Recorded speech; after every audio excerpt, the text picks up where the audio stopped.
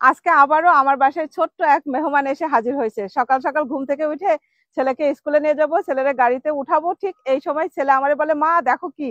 আর ওই ছোট্ট এই মেহমানটাকে দেখার পরে আমি বলছি, আল্লাহ এত কিউট কিভাবে হয়। আর যখনই এই ধরনের কোনো মেহমান আমার বাসায় এসে হাজির হয়, তখনই আমার হাজবেন্ড, আমার বাচ্চারা, আমি সবাই মিলে অস্থির হয়ে যায়। মেহমানটারে এখন কিভাবে উদ্ধার করব, কিভাবে কি করব, কিভাবে সরাবো, কিভাবে এর সঠিক জায়গায় এর পৌঁছাই দিব। তো চলেন আগে আপনাদেরকে দেখাই, তারপরে এটা সে কি করি, কোথায় এর জায়গা, সঠিক জায়গা কোথায় পৌঁছাই দিই, সেটা সবই দেখাবো। চলেন। এই যে দেখেন আমার ঘরের সামনে ছোট্ট সেই মেহমান, কি যে কিউট, কি যে কিউট বলার মতো না। ছেলে স্কুলে যাওয়ার জন্য রেডি হয়েছে, ব্যাগ প্যাক সবকিছু নিয়ে। আর এমন সময় এই জিনিস দেখি। হাজবেন্ডকে বললাম, দেখো আমার বাসার সামনে কি আসছে। হাজবেন্ড বলে যে ওকে তাড়াতাড়ি পানিতে ছেড়ে দিয়ে আসো, ও উপরে থাকলে গাড়ি চাপা পড়ে মরে যাবে। তারপরে আমার ছেলেও বলতেছে যে মা ওকে এক্ষুনি পানিতে নামাই দিতে হবে।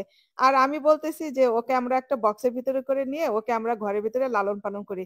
আমার ছেলে আড়স তো কোনোভাবেই দিবে না, মা কেন ও বন্দি জীবন লাইফ লিড করবে। আর এই যে দেখেন ওর যে মানে ওর ডিজাইনটা শুধু দেখেন গায়ের উপরে এত সুন্দর, এত সুন্দর কিভাবে হয়।